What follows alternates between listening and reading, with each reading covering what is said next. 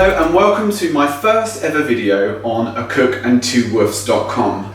And what better way to start than a classic and one of my favourites, Yorkshire Puddings. Now for a dish that only has a few basic ingredients such as eggs, flour and milk, it can inspire some real excitement and also some dread. Now often recipes have been passed through families for generations and people have different methods in making it. I'm going to share my approach, which has brought me some great success in the past, and I hope it does for you too. So the most important thing I think with Yorkshires is to get the pan and the oil as hot as possible. Now you really need this to be piping hot, so the oil's almost spitting. In fact, if it is spitting, so much the better when you start putting in the batter.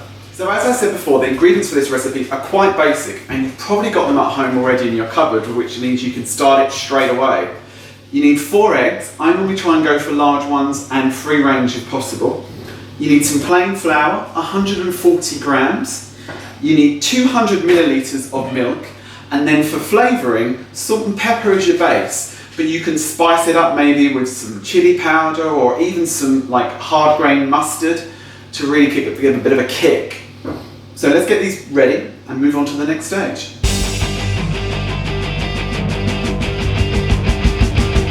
So I've got the 4 eggs in the bowl here, ready to get as much air in them as possible. So I whisk these first on quite a high setting to get them nice and frothy. We have our eggs all whisked. They're nice and airy, as you can see here. To this, we're going to slowly beat in the milk.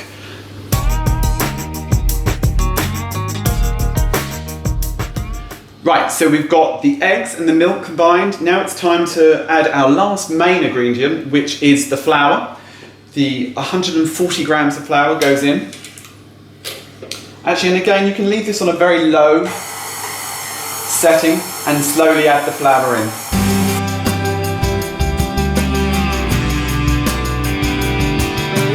Right, so we combine the flour and there hopefully shouldn't be any lumps now after all the whisking. You'll see here that it's quite a light, airy kind of mixture batter. If you are concerned with bumps, you can whack it into a blender perhaps and really get rid of the lumps and bumps that the flour might create. Next step here now is to add some seasoning. As I said before, I'm just going to use salt and pepper, but you can really experiment. You can be quite creative and use different flavours. The one thing I will say is be mindful of if you use anything too heavy, it can stop the actual batter from rising. So bear that in mind. So you can afford to be fairly generous with your salt and pepper and then give them another whisk in. So we have our batter ready, it's nice and airy, everything's combined. Hopefully there's no lumps, I can't see any. If you have the time, you can whack it in the fridge and let it set, let it rest for an hour or so. That will help with the texture. I'm not going to today, I'm going to go straight on ahead, mainly because our tins are already warming behind me. The batter that we've got here will make about 12 Yorkshires. So if you wanted to, if you wanted less, you could just halve it or a quarter it, and that will help you with your portion control hopefully. So let's get going. What I like to do to really get the oil very hot is to whack it on top of the hob and then turn the hob on. You get the right one, if you bear with. This really gets the oil spitting hot, as I mentioned before, which is the ideal where we want it to be.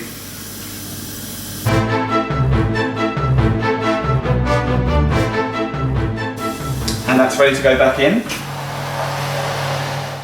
So the Yorkshires are in the oven now. They'll be there for about 20 minutes. It's really important that we don't open the door. We let the steam and the heat build in order so we get a good rise on the Yorkshires.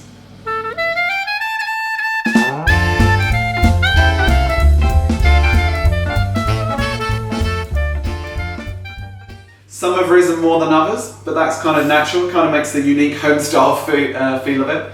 These can be frozen and then can be reheated again in about 6 or 7 minutes in the oven, so that's really handy if you want to plan ahead. And they can be used obviously with a traditional roast, but sometimes I like to do larger ones and use them as burger buns for a unique kind of experience there with a burger. Experiment, let me know what you think.